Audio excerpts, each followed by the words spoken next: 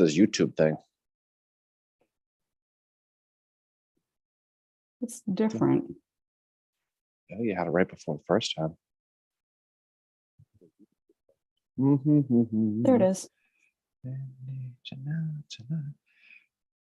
I was watching There we that go. Exit Eden Total Eclipse of the Heart Now remake. we are That live. is awesome. I don't think we're live. I'm not even notified. There. They notified me last Can you hear time. me? I don't even know. You know what? If we're live, I'll take your word for it. I have Hang no on a sec. freaking idea. We on? I'm trying to mute. We are. Okay. Well, I can't see it, so I'll take your word for it. So what's going on with you? Just a second here. Hey, you're on top of this. There we go. Okay. Can you hear me? Yeah. So for the Okay. people who are challenged with technology here, how do I locate this thing here? I don't even know. You're on top of this. All right, I guess we're on. I There we don't go. know. Yep. Anyway, Hey, all right, whatever. Hey, You know what? Ski sees So- us. Hi No, everybody. If you can see all you us. have to do is if you go onto your YouTube app and search for Civil War Breakfast Club, the video will be on there. All right. Well, it doesn't work. Anyway, so what's going on? It doesn't How are work. You should find it. It worked before. It's a user error situation. Who has No. two thumbs and Hey, sucks Caleb. at everything? Hey, Me. Caleb. Hey, Beth. I No. do. No, try again. Seriously, go on your YouTube app. Don't worry about it. I'm fine. No, It's go on all, your, it's all it's all good. It's all good in the neighborhood. please just go. Hey, everybody, start chiming in on the comments and telling him to Hey, go look, on his YouTube app. there's a video with Hessler. That's on here. Yeah, you have to go. You have to search for YouTube, our YouTube channel. This is so pathetic how dumb I am sometimes. All right. Well, whatever. It's all good. Let me all see good. if I can walk you through it. Sorry. So are you on our actual channel or are you on your own account? Are people actually watching this hilarity? Yeah, they are. They're seeing me walk you through this. Okay. It says upcoming live. So whatever. No. Anyway. All right, that's fine. Seriously. That's fine. So what's going on No, with just you? because I want you to be able to read the comments. So if you could go. I don't on read there. them I don't read them anyway, so it's okay. God, it's Well, cold in here. You should. How's Someone just said you need to do as you're told. that's probably get nickel every time I heard that one. Get in line. Lauren Ard said, "Do what Mary said." Lauren Ard, what the hell is she? Yep, Oh my God. she's on there. Laura made the shit list. She had a tough day today at work again, like we all did. So, hey, Lauren, how are you? Yeah, I'm seeing all the comments on here. I can see the comments now. Do what Lauren, Mary said. Too funny. Too funny. So you can see them now?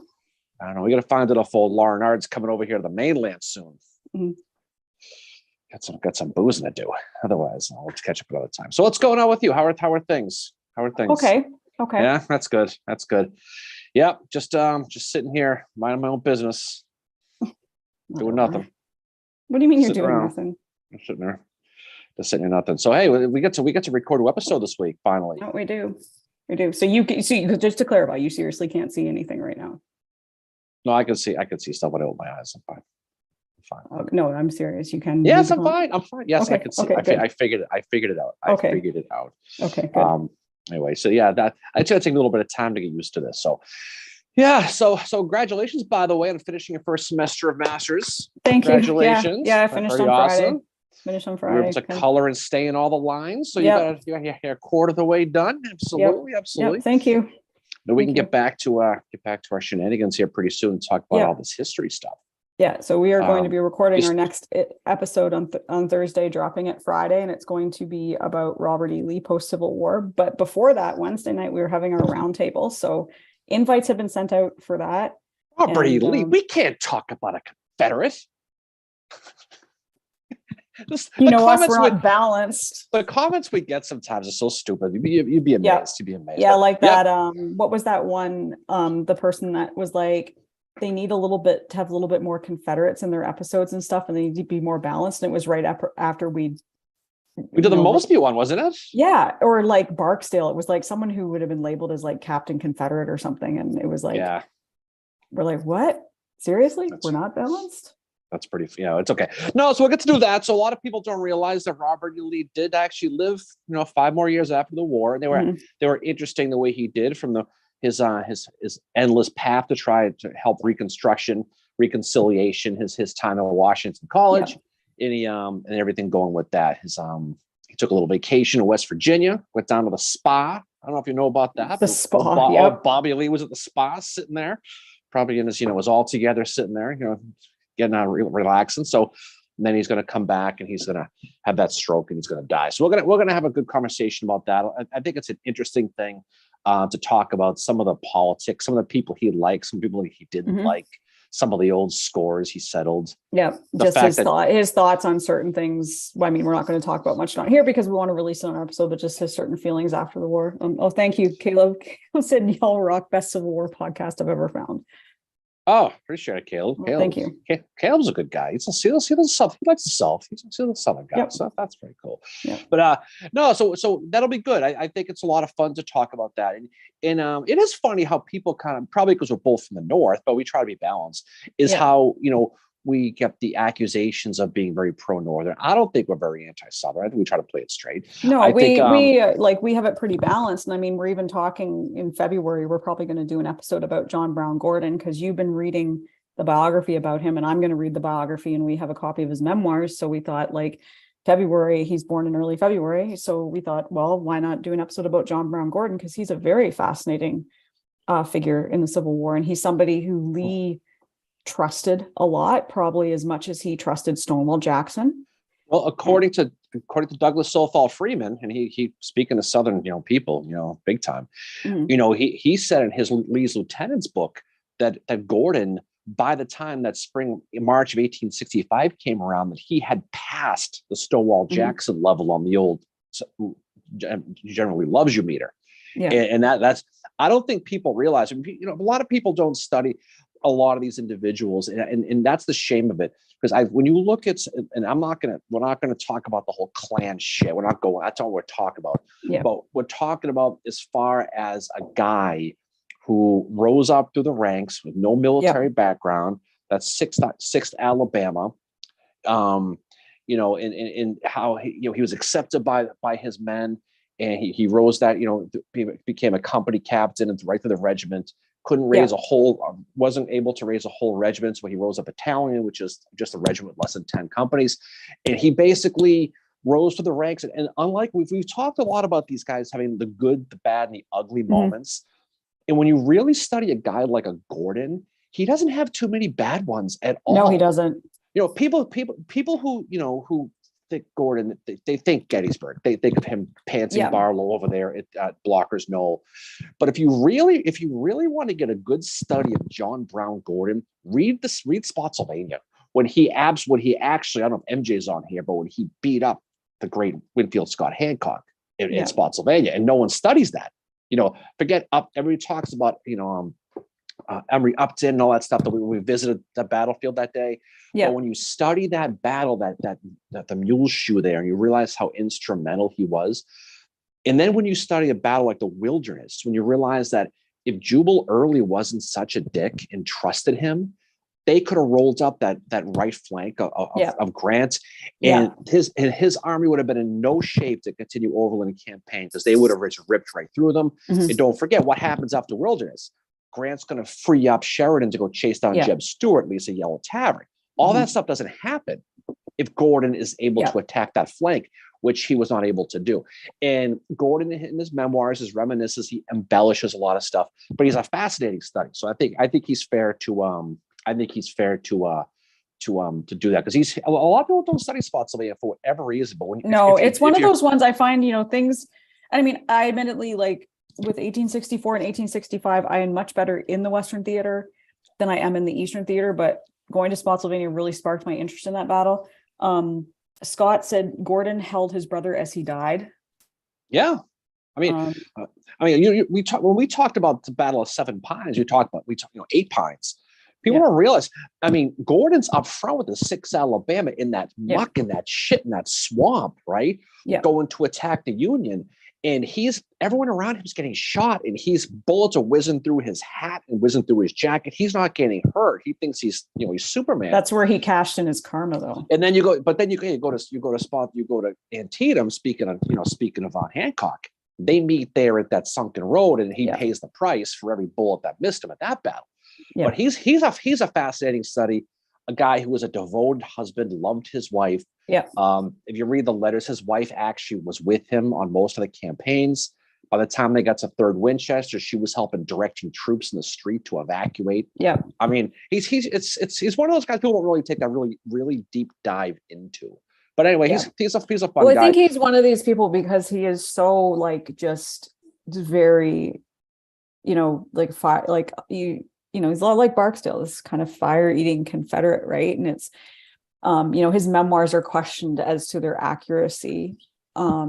He gets ripped on that a lot, and I mean, well, I'm reading them and I take this big. That was exactly. That was Gordon, but I think his account of Appomattox, I think, is considered one of the more accurate accounts, despite the rest of his memoirs, which might be a little bit embellished. Well, you think about like Joseph Johnston, the fact that he was the beginning and the end. Gordon was at the initial attack at Bull Run, wasn't really active. He kind of was in reserve. He was the last gasp at Appomattox trying to break through. Mm-hmm. And when Lee finally said, "The hell with this, let's quit." Yeah. And so he's, people don't tend to study him a lot. Well, but no. for my money, he's up there with Claiborne as the best. And he is way. And I mean, admittedly, I am a type of person. I am not a huge fan of Stonewall Jackson. I know we got some Stonewall Jackson fans on here. I am not. I mean, I respect him as a general and stuff, but I find men like Claiborne and Gordon they're more talented. I mean, Jackson had his great moments, don't get me wrong, but there's other officers I would much rather study and that I find much more fascinating and that I think had a lot more talent. And when you look at them, you realize like, holy shit, here's Gordon. He's going from beginning to end of the Civil War. He's like, Claiborne had a little bit more military training than him because of the British being in the British Army. But Gordon had no military He's training. A lawyer. And he wants to be in the cavalry, and he goes to sign up and they're like, yeah, we actually just need infantry. And he was it's funny to read it in his memoirs because he's like, oh, I'm not going to get to ride the horse around all gallantly and stuff like that, so it's his wife goes with him. He has to leave her in Richmond when they leave there, and he's worried about her because she's sick. Yeah. And like she pawns the kid. I think I shouldn't say pawns the kids off. She leaves the kids with the mother-in-law or something like that, like that is devotion. Yeah. But it's funny because he's a Georgian, but he ends up having to raise troops out of northeastern Alabama, and he's got this company, and they're riding in, they're being activated and all that, and they say, what's the name of your company? And he yells, "We're the Mountain Rifles," and all the men go, "No, we're not. We're the Raccoon Roughs." He's like, "What?" He's like, "All right, fine." It just stuck. The Raccoon. Wow. It was something like that, but he's like, really? He's like, all right, that's what we are. But that's how it was. But he was a firm disciplinarian, tough prick, but his men loved him, and he was always up front. So there's a lot of guys on both sides of it. But I made a tweet the other day about Gordon, and so I've been thinking about Gordon the last couple of days. And so, well, you said like you said Gordon was better than Stonewall Jackson. I think he was. Personally, I've thought opinion. that for a long time. For many years, I've thought that Gordon was way better than Jackson. Again, not putting Jackson down. Jackson is like, he's fascinating to study. Like Caleb said, Stonewall is more interesting for different reasons than militarily. Yeah, I mean, Stonewall Jackson, when you're thinking about the Civil War, they went the Confederacy. Obviously, you can think about Lee. Lee was the poster boy for the Confederacy, and to this day he is. But you think of who do you think about? You think of Jackson. Maybe you think of Stuart. That's no one's going deep diving beyond that for the most part, unless you really get into this. Just like you study the North, you study Grant, you study Sherman. Yeah. No one studies Thomas, so no one studies Rosecrans or any of these guys. Howard. So or Howard or even Hancock. It's always that top level people. But like most good stories, the really good stories is that second level, right? But I'm gonna look forward to talking about old Robert E. Lee because he's got a lot of cool stories. He's interesting too. And it's funny, like Lee is one of those ones that I've read a couple biographies about him. I've really tried to get into him, but he just does not pique my interest the way that on the Confederate side of things, does not pique my interest the way that Claiborne does or the way that John Brown Gordon does. I don't know why. I'm still interested in him. I'm looking forward to this episode because I've already learned a lot in the research I've done. but he just does not pull me into learning everything about him or fascinate me in the way that Claiborne or Gordon does, and on the Union side, the way that like Howard or Thomas does. It's just not, I don't know. And I find Joseph E. Johnston a little bit more interesting than General Lee as well. No, but I mean, but when you think about it, though, when you got to look at Lee, I mean, we've said a million times, I think Lee's greatest moment is when he surrendered Appomattox for what he did it. Yeah. But how he handled, you have to remember too, in 1867, right? This is when you get all the race riots starting in Memphis and New Orleans and all these shitty things going on, because this is when the Reconstruction Act was passed by Johnson, and it was creating those 5 government those sectors in the South, North people coming down and to govern it, things like that, and people like Bob Beauregard, for example. People, they were coming to him saying, what the hell should we do? Do we get the hell out of this country? And he kept saying it over and over and over again. It was a phrase he always said a lot was no, stay here. Our Virginia needs her sons. That's what he would tell a lot of these people. Now, people like Early would tell him, but a lot of them, I can't stand Jubal Early. but a lot of them stuck around with that. And when you look at just how he was able to do all this while at this point he's president of Washington College, and he has to grow this. He grew the attendance of 40 people, or about 50 students, or about 400 in 1 year. Yeah. And he was able to do all this while a lot of bad shit was going on politically. Yeah. Christmas 1867, right, or 1868 rather, was right around when all the armistice, all the pardons were starting to come out. Yeah, it was December 25th, 1865 that Johnson did the first pardons. I think, but Lee's class was not included in that. It wasn't 65. It was later than that. But it was okay. But it was But you had at this time there was a lot going on, because this is when we were talking before about all the stuff that Booth did by killing Lincoln, right? Who Lee publicly hated what happened to Lincoln. Who didn't mind it was Lee's wife, Mary Custis. No, she was not a fan.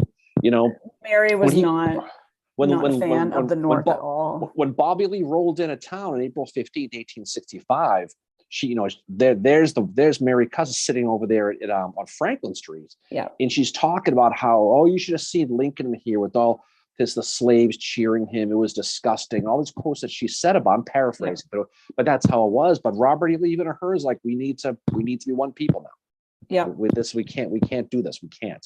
Yeah. And everybody was trying to get him to stoke the flames, especially during those race riots. And he kept saying, wait, he was like Kevin Bacon. All is well. Yeah, right? no, he wouldn't. Right? Yeah, he didn't want to do that. He was about reconciling the country. But I think it's a testament to his reputation.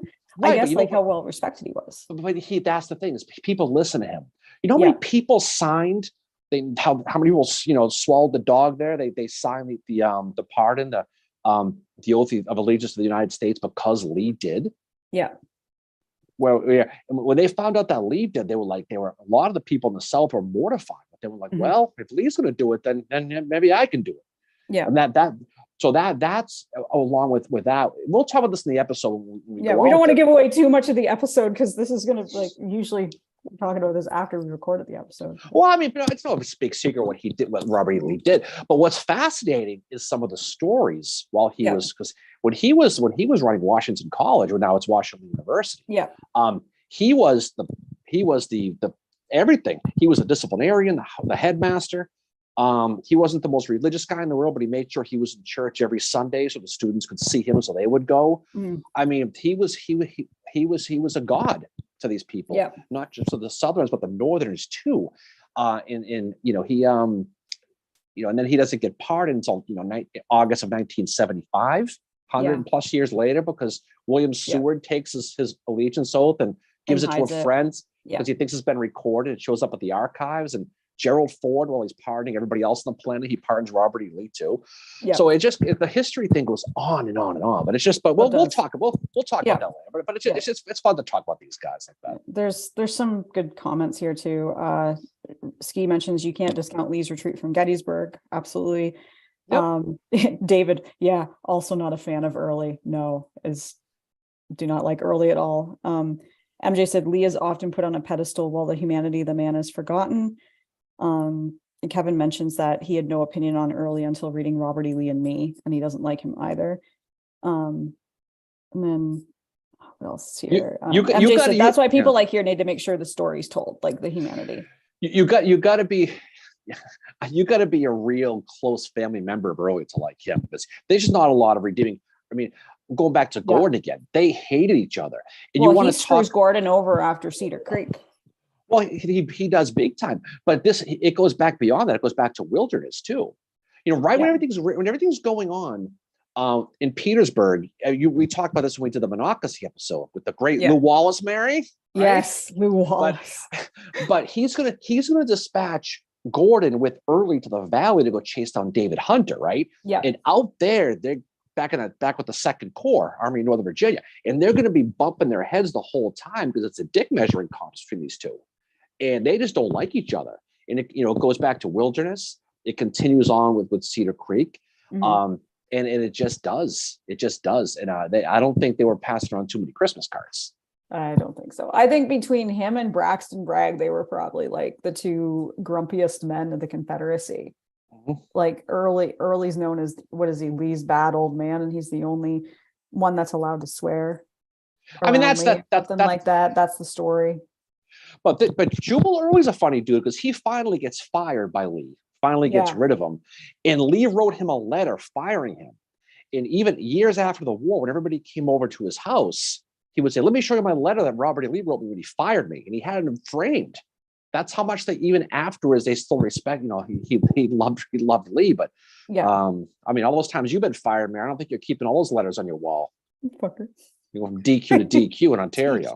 The DQ. Take it. No, I'm at the DQ in Plymouth. Do it doing your blizzard shots. Unauthorized. No, I'm doing it at the DQ in Plymouth. Oh, I wish we had a DQ in Plymouth. Maybe that's what you should do. You should raise one. Yeah, I should.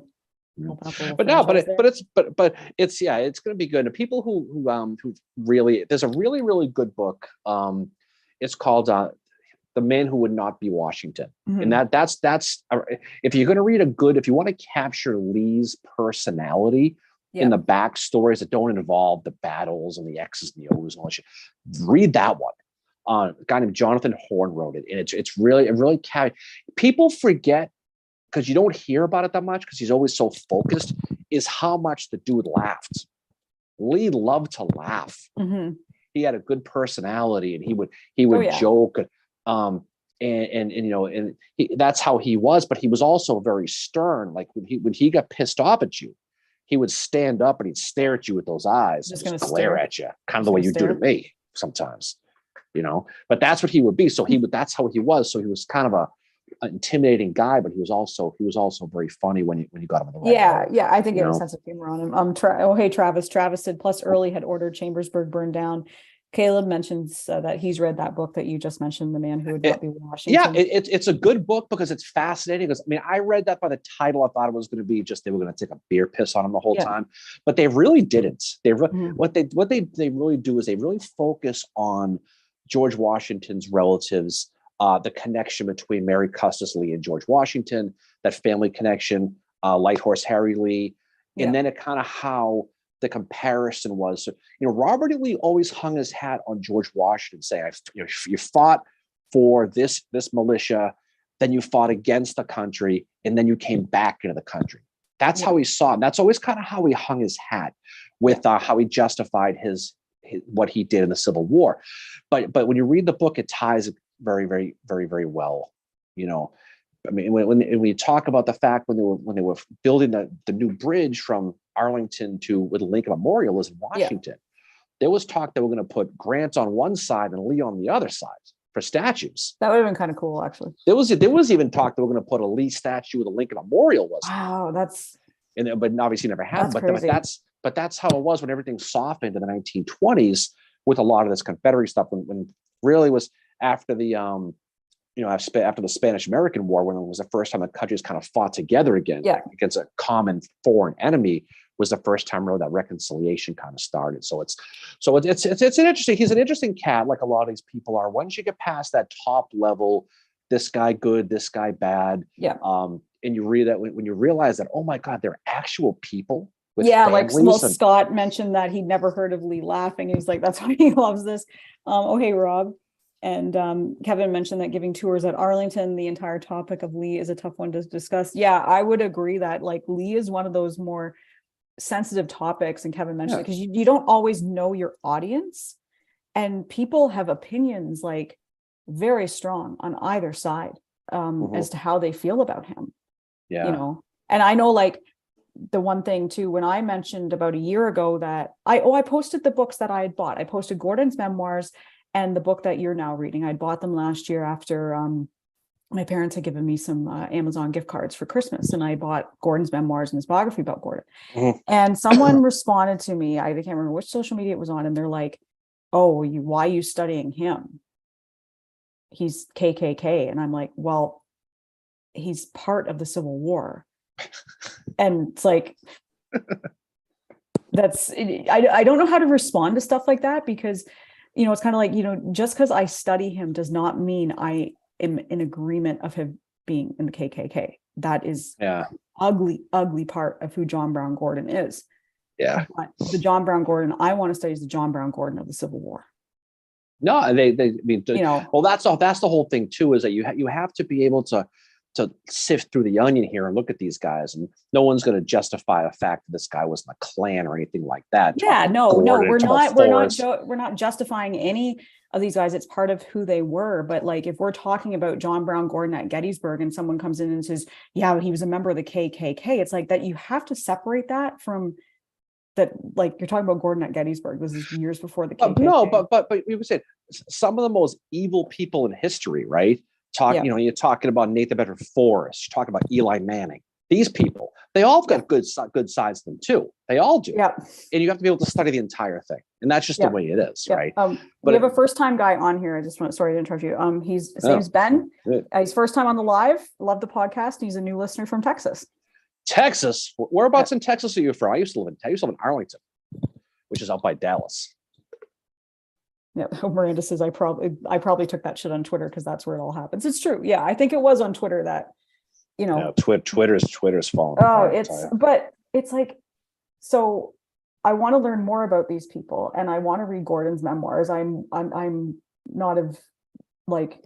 not blind to the fact that he embellished and some of it's not true, but I still want to read it for my, you know. Because that's what but I don't know, Mary, I don't know if you know this, but there's not a memoir ever written that hasn't been embellished. You know that, right? Yeah, Grant embellished big time. Well, Grant did. Obviously, Sherman did. Sherman basically admitted it in his second edition, because after his first edition, he got like Beauregard was not happy. He got letters from some other Confederate generals and some Union generals that were like, that's not how that happened. So Sherman, in his second edition, in the introduction, he actually wrote, okay, there could be 100 people in the same room witnessing the same event, and you're going to get 100 different stories. This is my version. Basically telling people to shut the fuck up. The couple of memoirs I've read, E.P. Alexander's Fighting for the Confederacy is pretty accurate. There's not a lot of embellishment. Yeah. Speaking of artillery, Charles Wainwright's, who Gettysburg people don't chase, Wainwright. His memoirs is really good, but Wainwright was never intended to be published. That's probably why. And he spent most of his memoirs kind of attacking everybody else. He tells some great stories too. Lee never really did memoirs, but he has letters. You can read the letters. I found a copy of, I do have a copy of the letters. It's in Plymouth, but I did find a copy online. And and I mean, Grant's memoirs, like Grant does not embellish to the level that John Brown Gordon does, but he still does. Oh, cool. You do make yourself look better. Oh, Louisville near Arlington. Hey, is Bobby V still down there on I-30, Ben? It's a restaurant named for Bobby Valentine. It would be right where Six Flags used to be, back where the Rangers used to play, back in 2 stadiums ago now. But that was a good little area down there. Wet Wilds Water Park. I was just going to say thank you for clarifying that it was a water park. Serve beer there. Oh yeah, absolutely. Wet Wild. That sounds like something that would be associated with the Bang Barn. Probably is. Once for a few minutes. But know. but yeah, it like what memoirs are not some level of embellishment? No, they know. all are, because again, your memoirs, this is your chance to tell your story, right? Mhm. James Longstreet's memoirs are, I mean, unless you're Corey Farr, you realize that, and we love him, but his memoirs are very embellished. He talks a lot about it. And it really, a lot of that led to that Lee Longstreet thing that really still goes on, right? Yeah. You go down to the Reliant mine, and are you a Lee person or a Longstreet person? Right. Yeah. I've always been a little bit more Longstreet. My friend Matt down there in Gettysburg, we talk sometimes, and he's a big Lee guy, and you get him going on Longstreet Lee, and he'll go and go and go. But that's how it is you have the ability to kind of understand these people by reading the stuff, but you got to read a lot of it. Yeah, because if you pick up, I think U.S. Grant's memoirs are the best read. They're amazing. If you're gonna get started and you want to learn about the Civil War, and people always say, "What do you say?" I always suggest that one.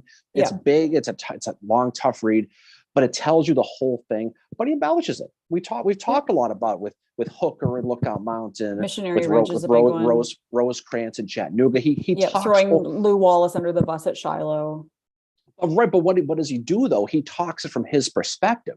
So it may not be him just bullshitting his way through it. Yeah. It's him of what he saw. It's his perspective of what he saw. Right? And sometimes what we witness, especially in the fog of war, if we're going through a stressful situation, it can change in how we remember it. And that's why Sherman said you can have 100 people witnessing the same thing, and you're going to have 100 different versions of that. And that was his. And so if you have, the same people that are somewhere in all of those accounts, you're going to find the truth. And that's why, we always say on here, you have to read, question what you read, and then read more. And somewhere in the middle, you're going to find what is the truth and how you interpret it. And yes, you can read between the lines and make, form your own opinion about something, because sometimes it's what's not written that is the most obvious. No, why is this person, not being talked about in this part of the story? Like, what did they do? What was their relationship? And why are they not being mentioned? That's another good thing. Well, the one thing that we did recently was Order 191. We talked about how the account that we have of it, that we know the most famous, is that McClellan sat on that order for 16 hours. And that was not, in our opinion, that's not true. Well, I don't think it's just our opinion. It's just factually not, it's not sustainable. I mean, there are certain authors who write based on debunked sources, and that's fine. People are going to think what they want to think, but that's certainly the case in a lot of cases. Yeah. Ben just mentioned that don't know if Bobby V's is still there, but my cousin used to be a manager there in the 90s. Oh God, I probably bumped it. He probably threw me out of there. That's what she probably served Darren a beer or two. Oh gosh, probably that place was pretty cool. They had the best one. They had the best nachos too. It's good. Texas is fun. I got to get back down there. It's been there. I've been there for a while. I think the Pats are playing the Cowboys next year. We could go down there for that. That'd be fun. I've never been to Texas before. Get my big cowboy hat again. My cowboy boots. My boots. Oh my God. I'd fit right in, wouldn't I? You should have wore those when we visited Canada last month, because you fit right in here. We're like, oh yeah. Oh yeah, definitely. Jacob said that memoirs are meant to be embellished. You're painting yourself to be the best version of yourself. And he also said Bragg was dead by the time Grant wrote his. So the story about Bragg arguing with himself is BS. Well, I mean, that was about the quartermaster order, right? I mean, yeah. I mean, I've always believed. I mean, my opinion is I think it did happen, because it just seems so Braxton Bragg. But then again, maybe not. Maybe it's one of those really. He might. I mean, look, we're just spitball. Who the hell knows? We don't know anything more than anybody else's. But he may have written the order, forgot that he wrote the order, and got a bunch of orders later and turned them all down. That was one of them, and that's how these stories start. Yeah. Usually, who the hell knows? Well, it's like the what's the one that some people say is embellished is what Nathan Bedford Forrest said to Bragg after Chickamauga, right? The famous letter. He said what? The letter when Forrest walked in and basically said to Bragg, this is the last time you do this to me. If you ever come near me again, it'll be at the peril of your life. And if you were any half of a man, I'd slap you. And all this other stuff. And Yeah, remember, I'm sure there was some I different color adjectives. well, yeah, that but thrown in, too. I'm paraphrasing. I personally believe that that story is true. Well, I mean, I think, with all due respect to Jacob here, I mean, I think a lot of the people, when you talk about Tullahoma and things like that, Yeah. they kind of have the they have the attitude towards Bragg that he was pretty incompetent. Now, Yeah. he wasn't a complete disaster, but he had certainly moments you could hang your hat on. Certainly he had his good moments. He had Chickamauga. We always have Chickamauga, right? Yeah. And John Bell Hood and James Longstreet, Yeah. and they hooked him up. But again, his subordinates, Claiborne, Hardee, and these guys, just for whatever reason, they just didn't have. They any weren't faith in wrong. him. I mean, I don't blame No, them. I know. But I do think that story, and you know the one I'm talking about, where Oh, I Forrest know, walked in and tore him.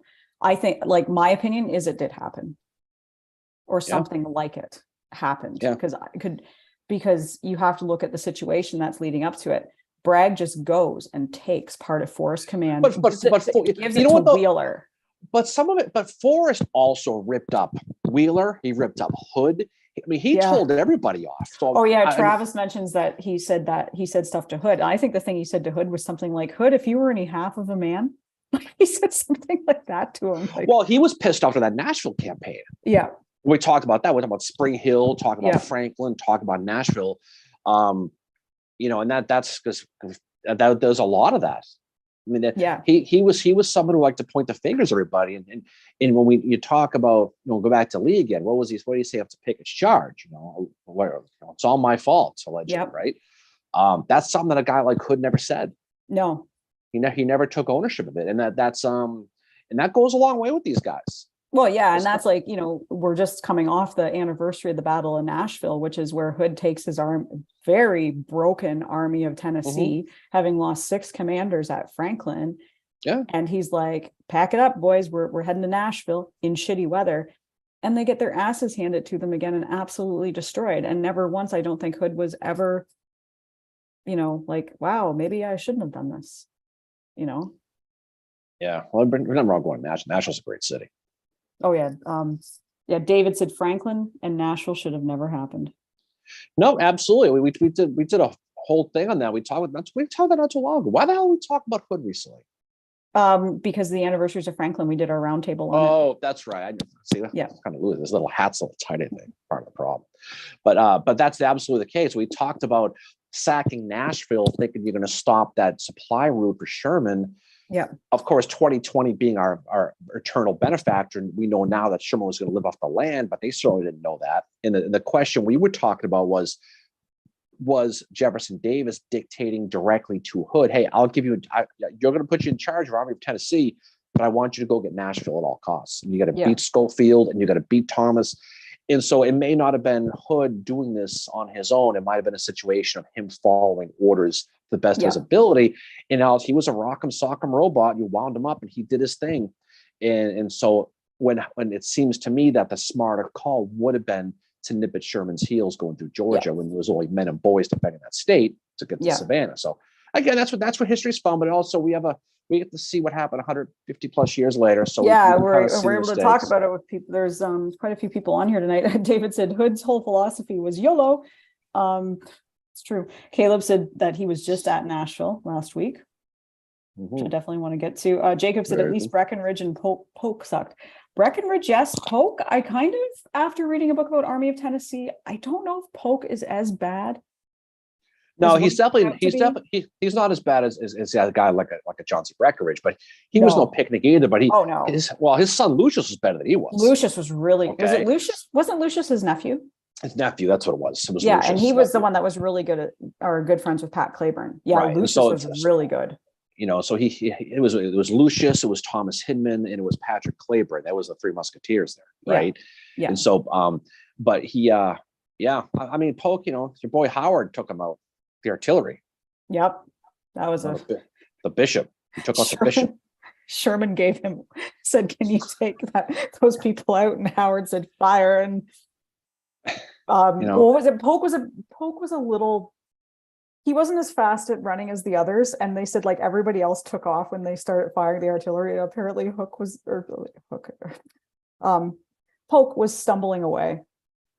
Well, that's why he same got cut kind. down. It's like when you go camping. If you're afraid of bears, just bring some heavy person with you. Because just you don't I have am to very outrun afraid the, of bears. you don't have to outrun the bear. It's gonna be don't have to be the slowest one.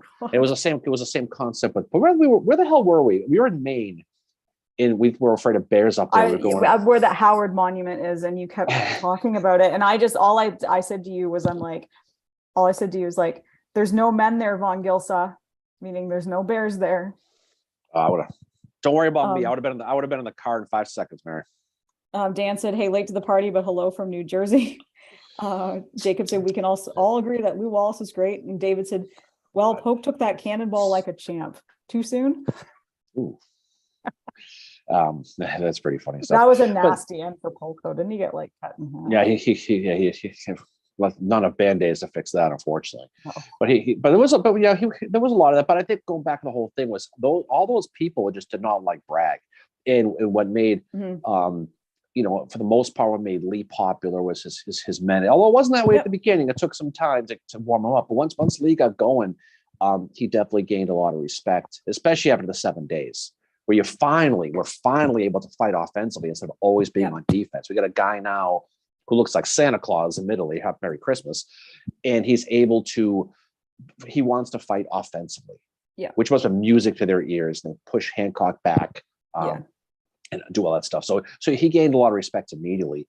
And that was the thing. And some of these guys you talked about, guys like Claiborne, guys like Gordon, guys like Hancock, what do they have? They have that personality that people are able to respect and follow.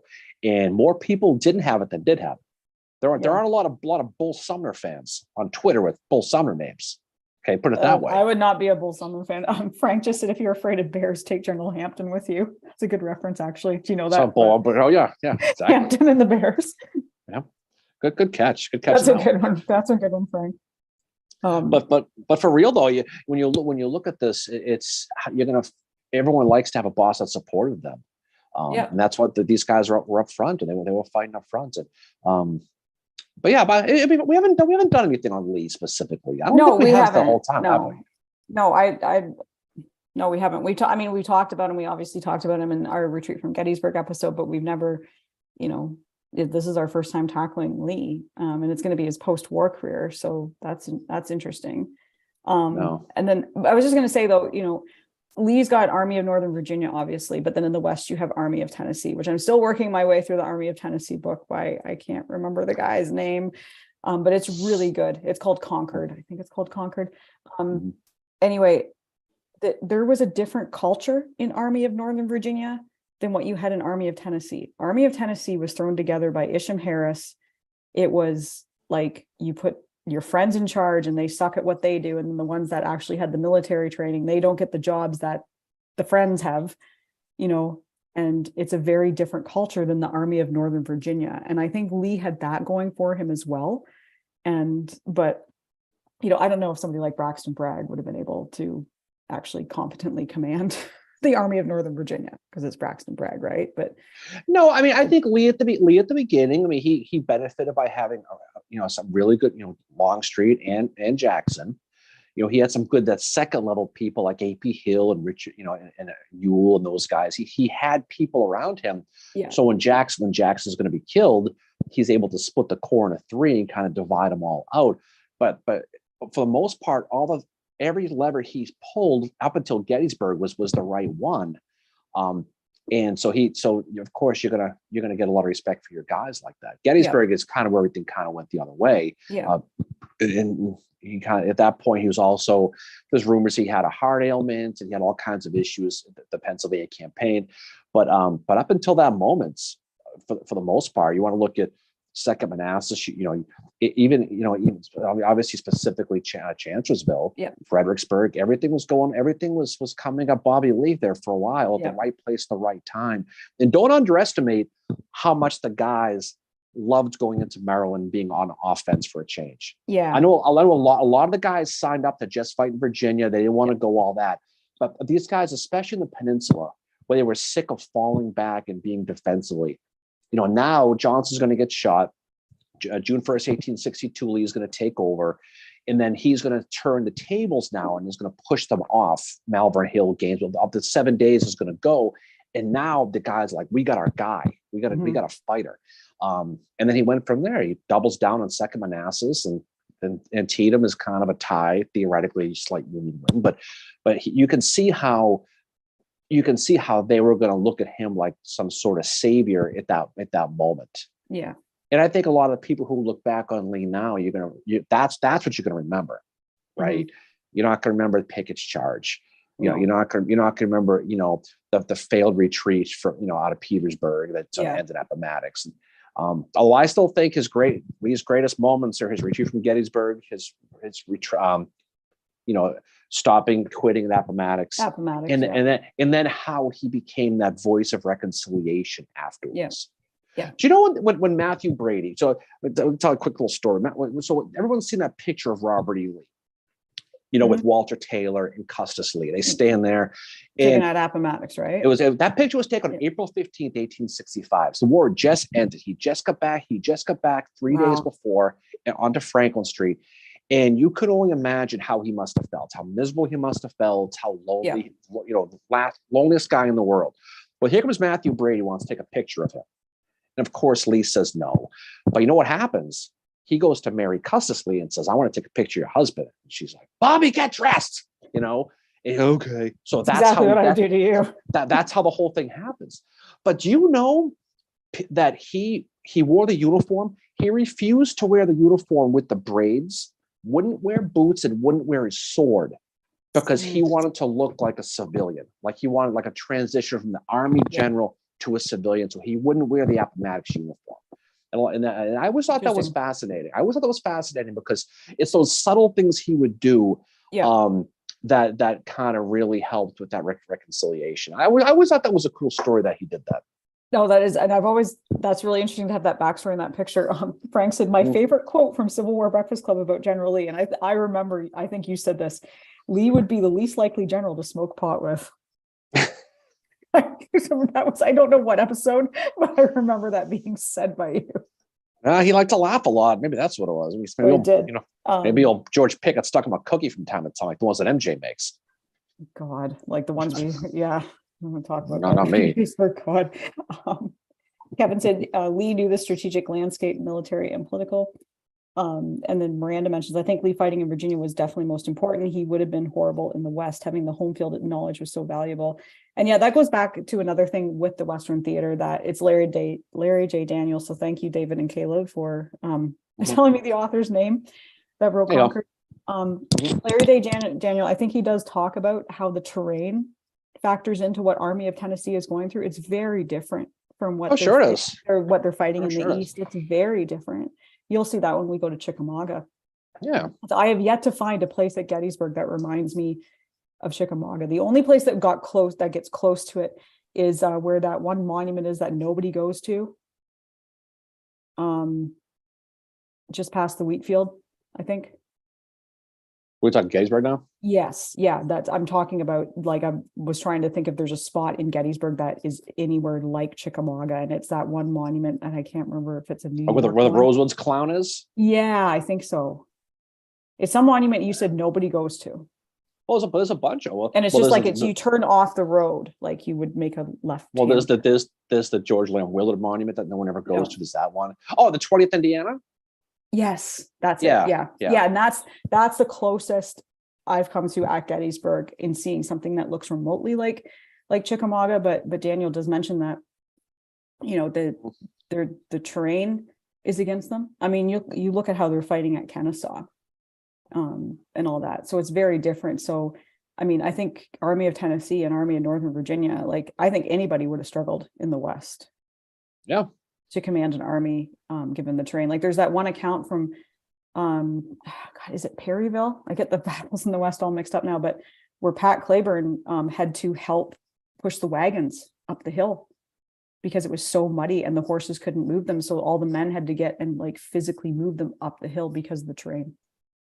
Oh, that wasn't Mill Springs, right? That was no, it was Pat Claiborne. So it was like Richmond or Perryville or something. Oh, I think it was Richmond, Kentucky was that battle. I know Millsbury had there was a lot of weather issues with these, people push up and down. So, but that's how that is too, And then Gentili mentions Lee sprained his wrist after being thrown from his horse after second bull run before Chantilly Jackson left in charge.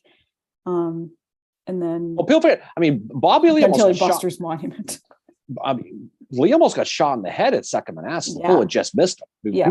We talked about that, how close that came to changing history right there. He almost, you know, Yeah, and almost then took someone what- asked, took over. is it possible Lee was still worried about treason charges for that picture too, and that's why he dressed like a civilian? Well, it's so that whole thing. So, you know, everything goes down in Appomattox. You know, they're all going to get paroled.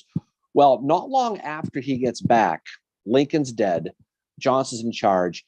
He finds out it was July. It was right around July of 1865. I think it was July, the June or July 1865. Johnson is going to indict Robert E. Lee on treason charges. So Lee is going to write to Grant saying, "Hey, not for nothing, but I kind of thought we had a deal here." And so Grant is going to he's going to squash the indictment charges, but Lee doesn't know it yet. But this was after the picture. Yeah. But he thought, he didn't realize at the time that he had been that Grant had taken care of the indictment charges for treason, but he still had to submit his formally apply for his parole, which is what he did. Because when you applied for a parole, they call it swallowing the dog, right? You had to admit really two things. One, secession was illegal. And two, the Confederacy, what they did was wrong. And that's kind of, in a nutshell, paraphrase, what they wanted you to kind of do with this. So when Lee kind of had to go forward that, like we said earlier in this, it pissed a lot of people off. But I know, but that came after the picture. He wasn't aware yet that was going on just yet. But because my understanding of that picture was he told either Custis or one of them that he was doing it because he wanted to show that he was transforming from soldier to civilian. Yeah. So, but he wouldn't have known about that yet. So I tend to believe it because I don't see why he would have lied about it. But that's kind of the cerebral Bobby Lee with that. Yeah. Well, there's a few of them that would write to their friends for pardons. I know S.D. Lee did that with Howard, and Howard kind of was like, I don't know if I can do this for you or not. And it caused a falling out between them where they didn't speak for years, and they only got in contact again in the early 1900s. And even then it was only for a couple of years because S.D. Lee passed away. And that just, I don't know, we're all over the place. This is like, for people who it's their first time on, this is totally like ADD thing. We jump from topic to topic to topic. It's a Japanese animation of just the hell this is we do. Just mentioning S.D. Lee, he writes the intro to the version of Gordon's memoirs that I have because they were very good friends. Interesting. S.D. Lee was always also very good friends. Now, before the war, during the war, not so much after the war, except for a few years towards the end of his life with Oliver Otis Howard. So it's interesting to see the friendships that play out between these guys. You know, like we found out when we went to the Chamberlain home that John Brown Gordon was best friends with Joshua Chamberlain. Yep. And that's we had that debate, that fight about Howard and about the Chamberlain house. Well, he was definitely there. Hey, by the way, that reminds you, who has two thumbs and was right about that? You were. This guy. I mean, why would Howard go to Bowdoin College right across the street, not go to Chamberlain's house? I don't know. I don't know why I thought that. And I mean, I admittedly was wrong about it. But yeah, he was there. I mean, Chamberlain had everybody there at his house. He had Grant visit him. He had like and Sherman? Was that Sherman? one of the Sherman. Yeah. Sherman was there. Grant, I think Beauregard. There were Confederates there too. Yeah, Gordon was there quite a bit. Gordon was like one of the ones that visited him quite a bit. That why? Because he wanted to go to that bar we went to right down that main drive. Exactly. Gordon a drinker? You know what? I don't know if he was a drinker or not. Gordon found religion. It was funny because Gordon, I mentioned before, he seemed to, after every battle, his coat was all shot up, but he never got scratched up until Antietam. Then he cast his karma. I think he felt that. I think he was kind of like divine type thing, like it's God's will, not. So he started to believe in that. He got riddled up pretty good over there at the Sunken Road, but he became quite a religious guy. Another thing about Gordon, fun fact about him, by the way, is you think about him, he was a fire-eating That's who he was. Yeah. He was one of the biggest proponents in spring of 1865 of guess what? Of arming the slaves for the Confederacy, at least, and they said no. Yeah. People are surprised because Gordon has a reputation probably because of the Klan thing, but he was somebody who late in the war was pissed off when the Confederate Congress said no the first time there, because he thought, he said, my men in my division, they're all for it. We need the men. Why the hell not? And then when they said no, it says they were all demoralized, including him. So yeah, interesting. He's an interesting guy when you look at him pretty closely. Yeah. David said, did they all have to call Chamberlain governor? That's a good story. Governor. God, that thing. I find it so fascinating, the friendships and stuff. But I mean, like, you know, Gordon would be, I know we talked about it on here. Last time we did a live, we talked about who we would have a drink with and stuff. And I think I said AP Hill for the Confederates. But I might want to talk to Gordon, because I would want to know what he thought was, you know, in his mind, what the most important battle he fought in was, because I don't think he would have said Gettysburg. I think he would have said Cedar Creek or Monocacy. I think he would have said Spotsylvania because it was his greatest moment with Spotsylvania. Yeah. Well, not necessarily greatest moment, but moment that changed things when he knew that this is a huge thing here. And I think it might have been Cedar Creek or Monocacy, because he did say to Lew Wallace when they went out to dinner after the war, Lew Wallace was like, well, you kicked my ass. And Gordon's like, are you kidding? You slowed us down. No, I mean, right. But I mean, that might have been him pumping on Lew Wallace's tires too. It might have been a little bit of that. But at the same time, I think his greatest moment, you know, we talk about like what Sheridan's greatest moment was, or so-and-so's greatest moment was. There's always a couple, but certainly Spotsy was his greatest moment militarily. I think his greatest regret was probably Wilderness, because he thought he could have had him. Yeah. And I think Cedar Creek was probably his angriest moment. Yeah. Because guys like that would just you go up to Early and you're like, well, guess what? We can do this. And Early's like, you know what? No. Well, he's going to walk up to Early and say, okay, my two friends here, Thomas Carter, he's an artillery guy. This guy Hotchkiss, he makes maps. They both say we have these guys. The 8th and the 9th Corps are running. Okay, the 6th Corps is setting up a battle line. Okay, just past Bell Plantation. We can beat them. We can beat them. And you know what Early says? Nope, they're retreating. They're just covering the rear. Let them go. And I go, no, they're not. They're not covering. They're setting up a new line. Nope. Don't worry about it. What happens? Sheridan's going to come and he's going to beat their asses. And then guess what happens? Gordon says, guess what? I'm done. I'm going back to Virginia. And so he does. And so he says, the hell with you, Early. Yeah. And so he's going to, I'll rather go back into the trenches here where there's no food and there's mud everywhere. We're getting shelled than hang out with this guy in the valley anymore. And then Early's going to wallow away in the valley for the rest of the war and just kind of wilt away. But that's how it was with them. We talk about these adversarial relationships a lot. And Gordon Early's a big one. And that's one that a lot of people talk about. Yeah, that is like, and and I mean, Early throws him under the bus after Cedar Creek. Mm-hmm. And he's like, what the hell? Like, I told you to move, and I mean, Cedar Creek is where Ramser dies, right? Just found out he'd had a baby girl. And well, he did have a baby girl. Well, I know, but he's like, he had a daughter, like that'd be something. Well, yeah, but he have that flower or something. He had a carnation, a white carnation. Yeah. Sure. They say bring sanitizer if I'm going to hang out with AP Hill. David said that AP Hill might have a lot to say about Ambrose Burnside. $3,000. Yeah. Well, it's that's AP Hill's been in the news a lot lately, Mary. I don't know if you've been hearing about AP Hill. Yeah. He's on the move again. So I had a morbid fascination with that whole thing. So I was reading a bit about it today. It's quite interesting. You ever send me that article, by the way? Yeah, I sent it in the Facebook chat. Yeah, I did. I didn't get it. You speak with forked tongue. I never got it. Okay. Well, it's in there. I'll just screen cap it. Okay. Kevin said that learning about Monocacy over the last 2 years, it's risen so quickly in my book. It's sad so many folks drive right by and not know the importance and its leaders. I would agree. Monocacy, I've been there. We've been there, what, like 3 times now? Yeah. That's a tough place to go. If you walk all the way down, it could go down to the ford and you come up with Gordon's guys. Yeah, where Gordon again, Gordon's guy, coming up yeah. the hill, and he's coming up there, and the artillery's running back, and they go, well, look at there's artillery running again. Here comes the infantry to save the day. Yeah, they did do it though, but they got stopped. And what got Gordon's guys are all those fences along that field. Yeah. Right? That was quite the thing though, to walk. And we were lucky to be there when the corn had been taken down or whatever was in that field. And we were able to walk right down to the river where he forded. And it does give you a good perspective.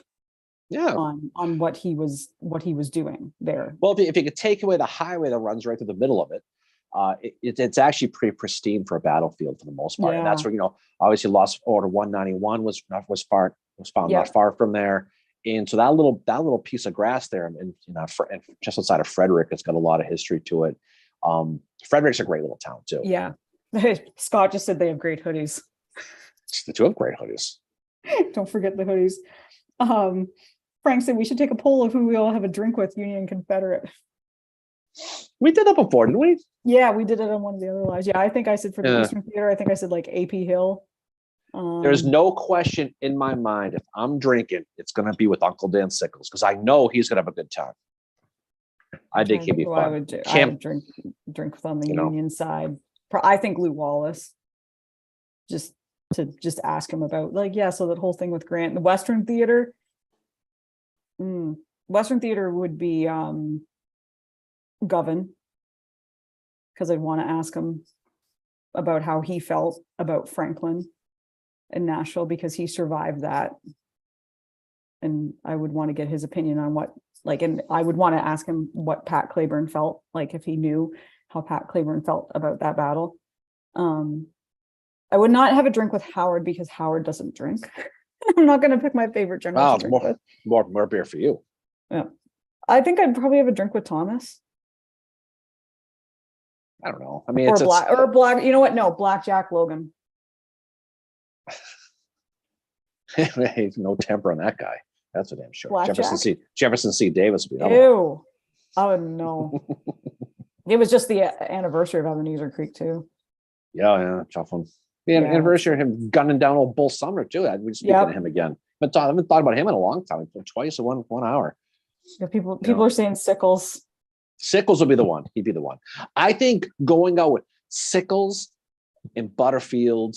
Oh yeah. And Hooker, those good Massville guy and Joe Hooker. I think that'd be fun. That'd be a lot of laughs that day. I think. Quick question: Who's the park ranger at Monocacy that gives tours? Gentilly would. The guy Matt Borders. Matt Borders. Yeah, right? Matt's our guy. He's down there, so he does tours. He's the one. He's usually always there at the front desk there. He has glasses. He's a nice guy. Yeah. Yep. He's definitely would be the guy. Yeah. We did a tour with him. Not a tour. He was out giving a presentation about the battle. It was really good.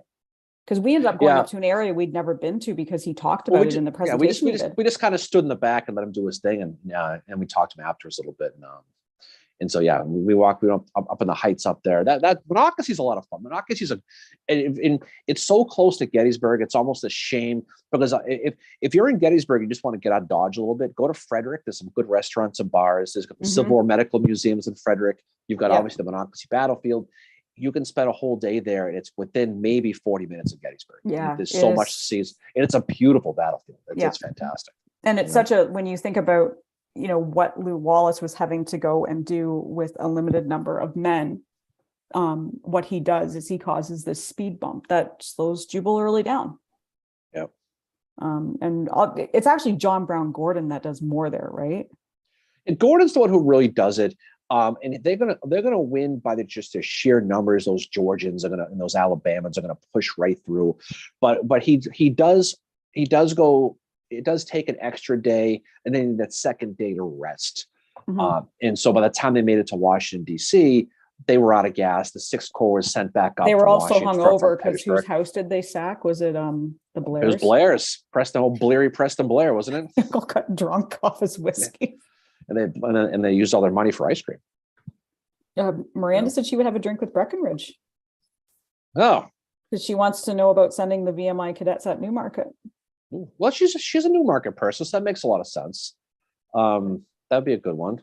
But I might like to have a drink with Carl Schurz. Maybe ask where those all the guns are in the armory that he sent down too. See what happened to those ones. But I think that'd be a good one. That's a good call. That's just you can kind of get into someone's psychology when you ask a question like that to see what you know what I mean. To see what they would be interesting. Just Lee wouldn't be the one. Jackson wouldn't be the one. No, obviously, but I think different ones for different reasons. Like I said, Govan, because I would want to ask him about Franklin and Nashville because he survived both, and I would want to ask him if he knew what some of the thoughts of the officers were and what it was like being at the moment where that armies ripped apart. And then, Carl Schurz, I think Carl Schurz actually. Maybe throw a few back with Pegram and Gordon. Oh yeah. Gordon, I'd love to drink with Gordon. I think he'd be a good one. Who's a good dark horse candidate to drink with is John Mosby. Because he'd be fun because for one, he knows where all the good bars are. Virginia too, probably sneak it over. Yeah, Desert Gentile just said he'd drink with any of Mosby's Rangers. Oh well, don't forget. What about a guy like Jet, the guy who turned in John Wilkes Booth? He was a Mosby Ranger. Yeah, I don't. He doesn't seem like he'd be the most logical guy to. Although, you know what happened to him though? He was over at the old brothel, and when the cops busted it on him. Over at the Bang Barn. He was at the Bang Barn. He's probably reading. He was probably reading a book. Some girls probably helping with his Longfellow. And what happened was they bursted in, and they knew that he had been with Booth that day, so they led him from the brothel right back towards the Garrett farm. That's how he got caught. So lesson to your kids up there: don't go to the brothels. But that's that. But he was one of Mosby's guys, as was Lewis Powell was a Mosby Ranger. That's really interesting. Yeah, that's really interesting. Cool. There's so many different ones. I would, Blue Jackets. I'd have a drink with Ledley. I think if you were there, if you ever drink with Ledley, there's not going to be much left. Well, I was going to say maybe it helped that Crater situation out if all the beer was split. Or Iverson, same deal, right? Oh God, but isn't it question? And Carney. Yeah, Carney. Good Irishman. What the hell was I just reading? Where somebody was talking about we need to mention this anyway, but so our next book club meeting is a week from Wednesday, so the 28th, and we are meeting about Dim White Light by Eric Scheinlein, and he's going to be joining us. And so I've been reading that book, and that's a cool book. It's so cool. It's so interesting, and it's so like I had one moment where I'm like, but wait, I want to know what the guy thought. And it cuts off and goes to the next chapter. And anybody who's read it knows what I'm talking about with that. But he talks about how this one soldier that he's talking about talks about how Carney was like the best in the Union Army, and he got killed. And he was this soldier's opinion of him was like he was the best in the Union Army. And that made me think at that time we did the what if Carney hadn't been killed? Where would he be? And how does that change things at Gettysburg? Well, we talked about how that could affect everything, especially, does Hancock get that second corps? I don't think he does. The chances of, that's who knows. I mean, that's the thing too. It's no slight on Hancock, but I mean, it's just but Carney was thought of that highly. But that book, Dim White Light, it's a historical fiction. It's not a nonfiction, but it's a very interesting because if anybody who's read it, it's sort of a paranormally type book where what I mean by that is where a guy, he is a soldier and he's in a battlefield or he's in a battle. He gets killed and then he wakes up the next day and he's a different soldier in a different battle.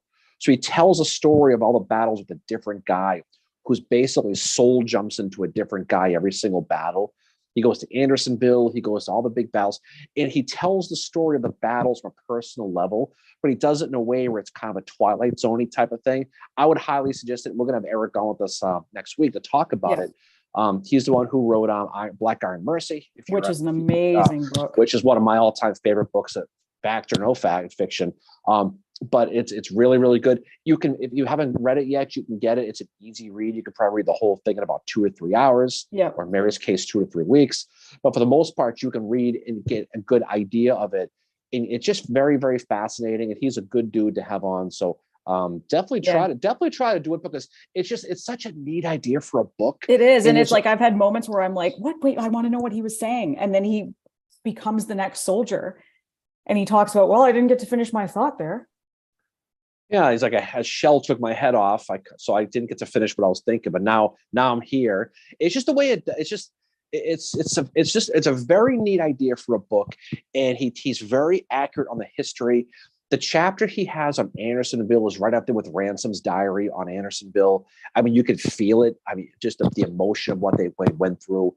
And then finally, he'll die and move on to the next thing. And it's just really, really cool. And it's maybe, I don't know, what is it, 200 pages? Yeah, not even, but it's very like the horrors of war, not just dying in battle. Right. But he'll sometimes be somebody that doesn't die in battle, but that dies of dysentery. Right, exactly. So Like- so when you finish the book, you have an idea of what it was like to be a foot soldier and all these battles and experiences, and it's very tight with the history, but the way he writes. If you know Eric, and he's a friend of ours, we're going to promote he's him a anyway. firefighter from Wisconsin. He's so a down to firefighter. earth. He's so nice. He's a beer drinker from Milwaukee, right? Yeah. But he knows his history, but he writes very vividly. Mhm. And so anybody who's read Black Iron Mercy knows, and this book is just the same. So definitely do it. Even if you haven't read, come on, because he'll talk about it, because he's a good dude. But but it's a very fascinating book, no question. Yeah, Scott just said tough book to find, not at my library or local bookstore. It might be something that, like, I think we found our copies on Amazon. I think he sent me a copy.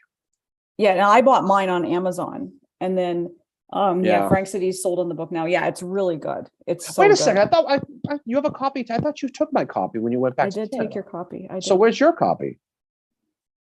You said you got one too? Yeah, I did buy one. We had 2 copies. What? You're a thief. You stole my book. Oh God, you gave it to me to take back. What was the other book you stole from me, by the way? Well, I brought it back considering I live with you now. The Abner Small book. Considering I live with you. Yeah, lucky me. Brought it But yeah, back. so at least I got my book What back. did you say? I'm kidding, maybe. But at least I got that back. So yeah, definitely check it out. It's really, really good read too. There's no question about it. Yeah, it is a very good book. I really like it. Like it's it's an interesting way to learn about the Civil War. And the one thing I realized like 3 chapters in was like, holy shit, this is just like this is like how it must have been to have been a soldier.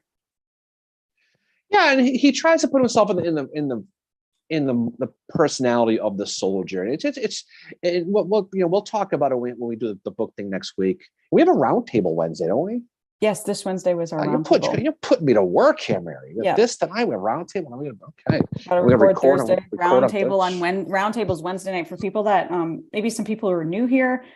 So we're having a roundtable on Wednesday night, and our roundtables are just via Zoom, 7:00 Eastern time. And we just last month we talked about Franklin. We had a set topic. This month we are going to do our usual, just sit around and nerd out about Civil War. I think we talked about this morning. I think we should do, like, maybe if not this one or whoever, just what general do you like? What general do you hate?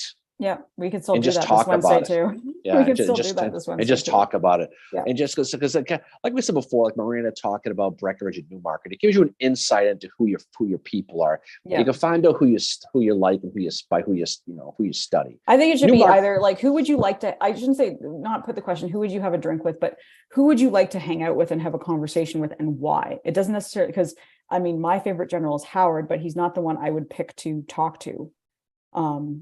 I would want to pick, somebody like Carl Schurz to talk to him about stuff like being in the 11th Corps. What was it like to all of a sudden find out you're in command after? He looks like a grumpy fellow, though. Yeah, he does. It sucked. Okay, it sucked. With a German accent. Yeah, no. You talk to Shizanovsky, He'd be interesting too. one of the heroes of East Cemetery Hill. Forget Carol. Shiz was a guy. Who's Chris? Yeah. Who's Pigman? Schimmelfetting, Schimmelfetting. the conqueror of Charleston. I really shouldn't call him a Pigman. Frank said, wow, just found out I bought this book on Kindle last year. I'll try and finish it this week. So There you go. already has- There you go. Nice. Definitely do it, Frank. It's you'll enjoy it. It's a good book, and Mhm. and so it's definitely that time of year. Everybody's got to be getting books for Christmas, probably. Carl Schurz looks like Fezziwig. Well, he's funny because he. Someone told me, he's like, who Carl Schurz looks like when he's older. I go, what? He goes, an older version of Carl Schurz. I'm like, all right, well, got me there. Okay. Who the hell? Somebody in Gettysburg told me that. Who the hell that was? Thomas Brown just said Nathaniel Lyons. Yeah. Nathaniel Lyons. We talk about him, the hero of Missouri, right? We talked about him he got shot right there and shot off his horse. Yikes. We did one on him, didn't we? We did, a while ago. On Lions? Nope. We've never done an episode on Lions. Who the hell am I thinking of then? We've done Barksdale. We didn't do the whole St. Louis Arsenal, and I don't think we did. I think we did. I think maybe your cheese is falling off your crack, right? I think maybe you're starting to forget stuff. Given the week I've had, probably. Yeah, you probably have. We didn't do one on Missouri. Well, I think we did at some point. We have talked about Nathaniel Lyons. Was he at Pea Ridge? I don't remember if it was a Pea Ridge, to be totally honest, but that was. But I think we have talked about him. No, we have talked. I remember talking about the garrison at St. Louis. They're going across the state to Missouri to Columbia, and yeah, we did, but that was maybe a specific battle. Maybe I just dreamt the whole damn thing. Oh, we sent Gentili a copy of the book. Of what book? We did, yeah. Yeah. Okay. Yeah, that's what we do with it. We have to be Wilson's Creek. Thank you, Frank. It was Wilson's Creek. That's it. I don't know. I think we did one online. I don't mean him personally, but I think we did. We mentioned him with Wilson's Creek. Okay, that's what it was. Kevin mentions Lytle. What about him? I think someone to hang with or drink with. Lytle the poet? Yeah, he'd be interesting. Yeah. Well, he was so we did an episode about him. Oh, I think Kevin was just like saying who we did an episode about. Yeah, it was Lytle. I think what it was when we talked about Lytle, he was like a celebrity general. So he would have been like, think of a really famous celebrity right now going off to war. And that's what it was like when Lytle. Like Elvis? We're going off to fight? I was thinking. Elvis he signed up for the Marines. Yeah, I know he did. No, I'm talking about like a celebrity, like an actor going off to fight in war, like a famous actor right now going off to fight in war. Pretty sure Sylvester Stallone's done it many times, Mary. Well, yeah. But anyway, yes, it was Wilson's Creek. Wilson's Creek, yeah. Yeah, that we didn't do a whole episode on Nathaniel Lyons, but we talked about him in the Wilson's Creek episode. Yeah, I remember we definitely talked about him. How did we talk about Lyons, Bob? Where did it come from? Because he's involved. Because someone mentioned Nathaniel Lyons. Oh, okay. That's just random. It came out of nowhere. I just talk about Lyons. But no, what's good about it is just having all these people, all these characters to talk about. Mm-hmm. And outside of the big boys, the Antietam's, the Vicksburgs, the Gettysburgs of the world, it's fun to look at some of these other ones. Well, someone said I was always curious as what if Lyons wasn't killed at Wilson's Creek because he was super aggressive. Yeah, so that was a big loss for them. I mean, that whole area with some of these the Missouris, the Kentuckys, those states that a lot of the stuff happens in, how instrumental a lot of these guys were. He had a real shitty death too. Yeah, well, there's a few of them that on Union and Confederate that get killed pretty early in the war. Not just like Phil Kearny, but on the Confederate side, like Zollicoffer, even Jeb Stuart had a bad death. Yeah, but I'm talking about the impact they could have had they lived. Because Zollicoffer was like a rising, kind of like the rising star, right? Mm-hmm. And he gets cut down early on. It's kind of getting away from the Albert Sidney Johnsons, talking about some of these like not really lesser known guys, but these were guys that were rising stars, and Zollicoffer was one of them. No, Zollicoffer was a big loss for them. Mill Springs. That was that one, was it? Yeah, wasn't he the one where he like dressed up in something? Mill Creek. That was the one. That was one with George Thomas when he really big when he kind of first. And where Lincoln screwed him over and said, "No, you can't be on the cover of the magazine because you're from Virginia, and I don't like people from Virginia." Yeah, because he wanted the centerfold. That would have been good for anybody. Ugh. They don't call him the rock for nothing, Oh, Mary. God. Ben said, talking about Missouri, I'm headed to KC and Lexington and Westport next week, maybe to Wilson's Creek if I can get away from the in-laws. Gentilly mentions another death is Isaac Stevens at Chantilly. We went to go see his grave, remember? We did. He's buried in Newport, Rhode Island, right near With Warren. right near Gouin K. Warren, right? Yep. Not with him, but around the corner from him. Another Back man with- who got screwed over by Sheridan. He was buried with Isaac and Hazard right next to each other. Yep. You know, Hazard was a guy who climbed Mount Mount Everest, right? Rainier. Mount Rainier, that's what it was, Rainier. Rainier. Not Everest. That was what's his name there? Hillary? Shackleton. Yeah, Sir Edmund Hillary. Right? Yeah, I thought. I don't know. What the Shackleton fuck's was too. No, Yeah, Shackleton was the Arctic. I don't fucking know. If it's not in the Civil War, I don't know. Yeah, Unless it's a space program, and then I do. Well, yeah. No, he definitely did do that though. But Isaac Stevens was a bad death though, because that was and then Kearney's killed, not long later. They got that. If you go to Chantilly, you got those monuments like right next to each other. You have to lay on the ground to read them. Chantilly's a really cool spot. Well, they don't have the Kearney death site marked 100% correct. No, and they've admitted that. The Stevens one's pretty accurate. But what I've read anyway is that one's pretty accurate to where he was probably killed. That's a cool little battlefield. They have the Civil War trail sign in like Chinese or something there too. What was that language they have that one there? I think that's what it was. Like Mandarin or Cantonese or something, I think. Yeah. They had it. It was really cool. Kevin mentions the big what if is McPherson. Yeah. No, he ate it there in Atlanta, and he was someone who they say he could have been president someday. Yeah. I wonder though how he would have been on the March to the Sea. Like, I think, I don't know. There's something about McPherson that he's aggressive in a way. And I wonder how Sherman would have made that decision. Well, I guess it would have been McPherson on one wing and then Howard on the other. I bet that's how it would have played out. Because Slocum seems almost like I think Slocum was kind of like an afterthought because he's like, I'm not going to leave this guy in Atlanta kind of thing. No, definitely. So, yeah, but that's pretty cool though. That's fun to talk about these guys. Comments. MJ. Hope we'll see you on Wednesday. Round table. Yep. So see you, Lisa. Lisa's heading off too. We're probably going to get heading off here soon as well. Well, this is it's weird. It's weird doing these lives at night. It's just a little different. It's kind of nice though to mix it up a little bit because not everybody's available on a weekend, and I mean it's Christmas coming up, and I think we said we'd be back. Our next live is going to be probably New Year's Eve. Is this on Saturday morning? Yeah, we talked. about that I don't want to do this on New Year's Eve. That's what you mentioned this morning. I meant the day, not the nighttime.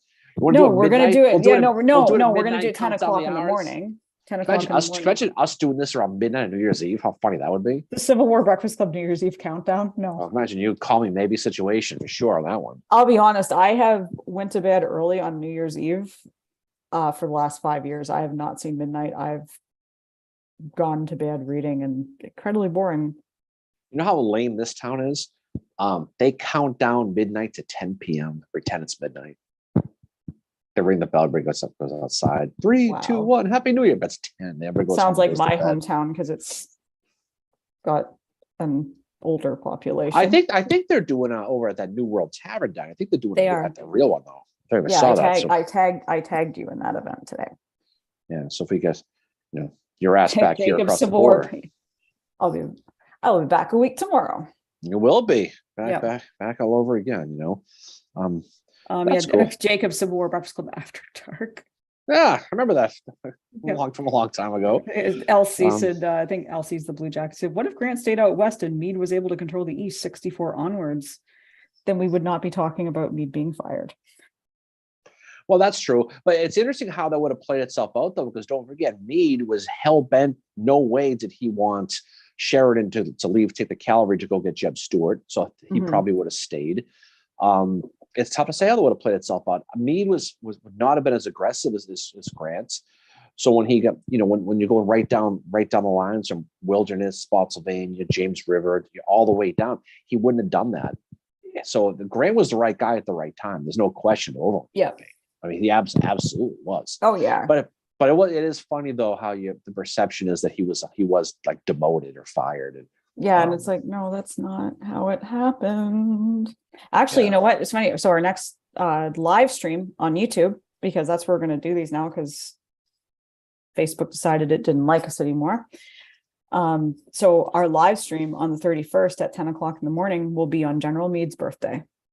Oh, there we go. So can kind of Snapping celebrate turtle for everybody. Snapping Perfect. Turtle's birthday. It is. All right. Well, why don't we shut this thing down? Get ready to Yeah. call it a night here. It's getting late. It's getting late here on the East Coast. It's already 8:30. Yeah, What's today? Today's Monday, right? It's football tonight, right? Yep. Like let's find something on it. Go about freaking football. It's me off. But anyway, so what's coming up for us? We have We Wednesday's have our roundtable. episode about this Wednesday on the that would be the 21st. We have our roundtable 7 o'clock Eastern via Zoom. Invites have already been sent out, and I know there's a couple emails sitting waiting for us that I'm going to send the invites right after this. Frank said, I don't use Facebook, so this YouTube thing is great for me. Yeah, we figure more smart. people are probably starting to use YouTube anyway. And I don't know, personally, I like the platform a lot better. Yeah, it seems like it works. Supposed to, Yeah. But so we got the round table, then we're Yeah, the record roundtable Thursday. Wednesday night.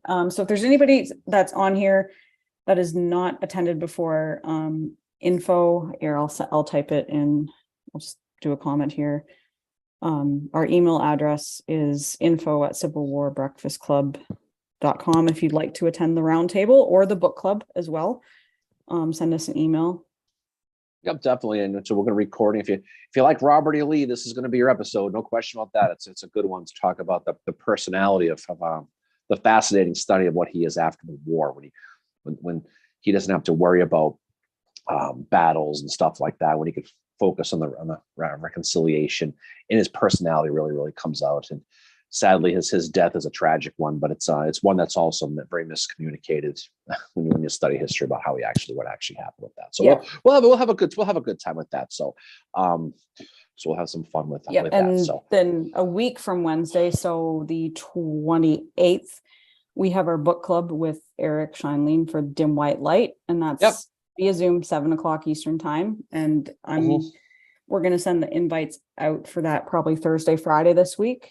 But if you've never attended before, send us an email. I just put it in the comments there, info@civilwarbreakfastclub.com. And then after that, on January the 12th, we will be having our first book club meeting of 2023, and we will be joined by Dr. Terry Alford to talk about his book In the Houses of Their Dead, which is about the Booths and the Lincolns. yeah, that's a must visit on that one. Dr. Alfred's an amazing character as far as a lot of stuff he is, and getting him on is really cool. That's going to be one of those wake the children, call the neighbors situations. If you're into Lincoln, if you're into the assassination, if you're into a lot of that stuff, the Booth family, the Lincoln family, the seances they did in the White House, all the stuff that they did, gypsies, all this stuff that was going on with that stuff. Definitely jump on for that. And this isn't a traditional book club where we read chapter and verse. This is more along the lines of get to ask questions of the author about what he thought, what you liked, what you didn't like. And he's going to jump on with us to take your questions in Zoom format. So you'll be able to talk to him with your own voices. So it's pretty cool. So we're looking forward to that. Thomas just said Dim White Light is $5.99 on Kindle right now. Thank you, Thomas, for that. But yeah, and two, this goes for our book club. So for the meeting, we have a week from Wednesday with Eric about his book, Dim White Light. And the one we have on January 12th with Dr. Alford about In the Houses of Their Dead.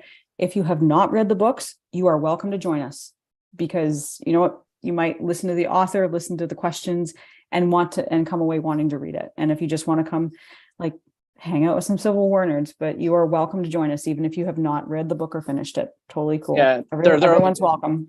Most people have been on the book. They're a lot of fun, and we've had some really cool people on. Had a lot of laughs. I mean, Kent Masterson Brown we've had on twice, and he's hilarious. He's oh my god, I could listen to him. And our other books are going to be, so after we have Dr. Alford on, we have Tim B. Smith, so West Theater Tim Smith, to talk about his book, The Real Horse Soldiers. And then we are going to have Tom Huntington on to talk about Main Roads to Gettysburg. Main Roads to Gettysburg. And then we're going to have Craig Simmons on to talk about his book about Pat Claiborne. And then we're going to be having Lisa Sammy on to talk about her new poetry book, which is going to be released in the spring, but we're going to have her on as our last book club for 2023. So those are a lot of fun. And the Claiborne book's a great book too. We're gonna have a lot of fun with that. So, all right. Yeah. So, well, hopefully we see you all on Wednesday. If not, have a great Christmas. Hope Santa's good to you. You're gonna get cold probably, Mary, obviously, as Probably. usual. Yeah, Probably. but we'll have fun with that. So jump on with us on that. Otherwise, hopefully listen to the next episode. We'll get to talk with Bobby Lee. That's a lot of fun to talk about him. I'm surprised we haven't done one of him. It's been 2 years and we haven't done one. So this is kind of No. this is one of Well, I those think things. our whole thing of it was to cover stuff that hadn't really been covered before, And this is away going from the to be, mainstream.